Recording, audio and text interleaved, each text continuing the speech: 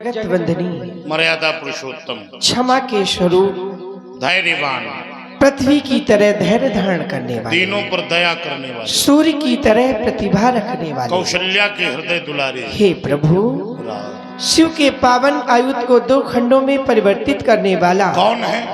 आपके श्री चरणों का कोई दास हो ऐसा नहीं हो सकता राम प्रभु। राघवेंद्र नाथे शंभुधनो भय जनिहारा होइए के वो एक दास तुम्हारा। ऐसा संभव नहीं है राम। शिव धनुष तोड़ने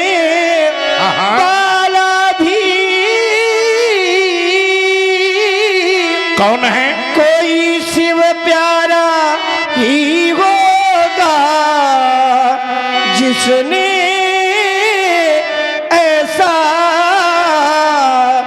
अपराध किया तो दास आपका ही होगा। राघव जो कृपा पात्र है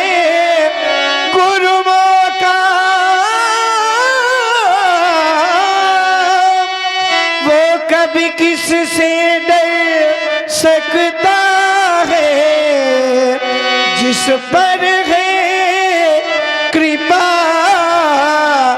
ब्राह्मणों की तो ये कार्य वही कर सकता है।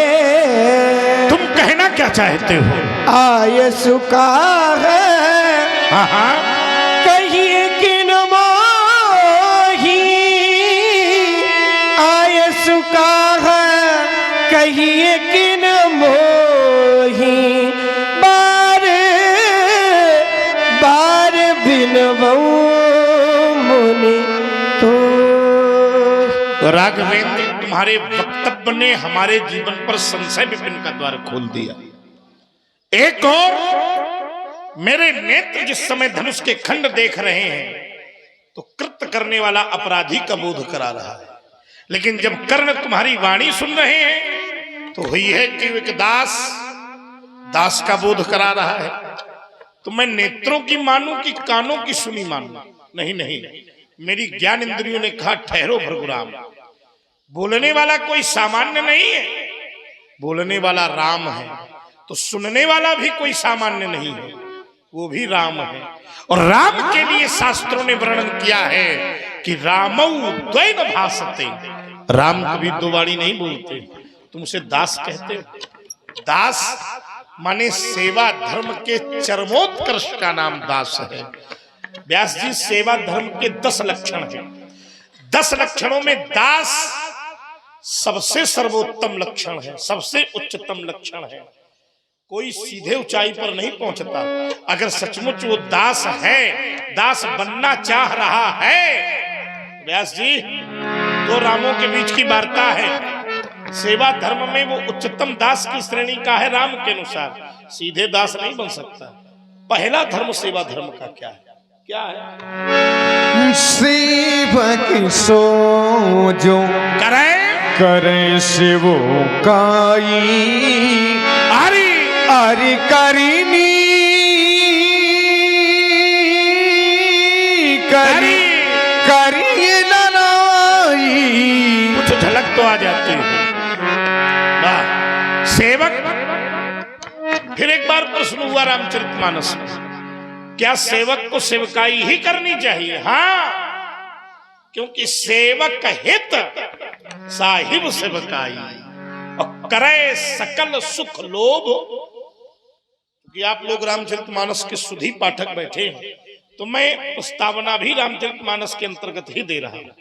सेवक का धर्म है कि वो सेवकाई करे, सुख लाभ का परित्याग करके करे। और अगर सेवक नहीं है तो बाहर निकले, आवे दुई हाथ हो, तुरंत निपटारा होगा, उसमें विलंब नहीं है। सेवक वाले में तो विलंब लगेगा। क्यों भाई? आएगा, पहचान करनी पड़ेगी। अगर सीधे अपराधी आ जाए तो वो तो वही वक्त या तो वह निपटा या हम निपटे, तो में कुछ ना कुछ हो ही जाएगा। चूंकि अगर वो सेवक नहीं है तो लड़ाई भी सामान्य नहीं होगी। राम सुनो सुनहु राम जी यही शिव धनु तोरा सहस सहस बाहु समु सोरिप मोरा सहस बाहु। राघवेंद्र जिसने भगवान शिव के महान आयुध का खंडन किया है वो शास्त्रबाहु अर्जुन के समान मेरा शत्रु है। कार्तवीर माहिष्मती नरेश शास्त्रबाहु अर्जुन के समान मेरा शत्रु है।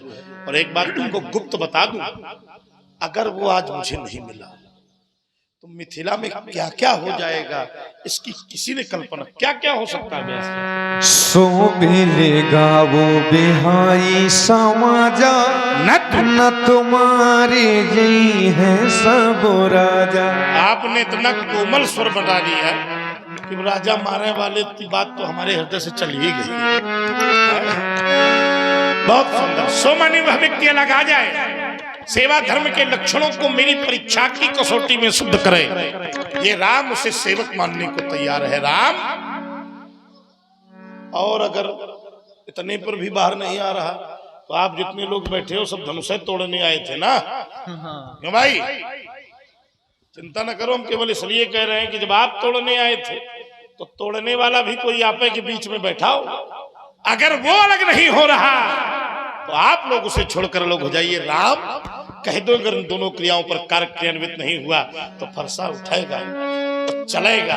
और जब जब फरसा चला है तो त्रिशप्त बारम इतिहास है, बचा कोई नहीं है। और आज भी परस चलाना पड़ा तो बचेगा कोई नहीं। न तुम्हारे जई हैं सब सब सब राजा, लेकिन कब जब धनुष तोड़ने वाला अलग नहीं होगा तब मारे जई हैं सब। सोनी मुनि बचन लखन मुस्काने लखन मुस्काने लखन मुस्काने बोले बचन रोष जनुसा।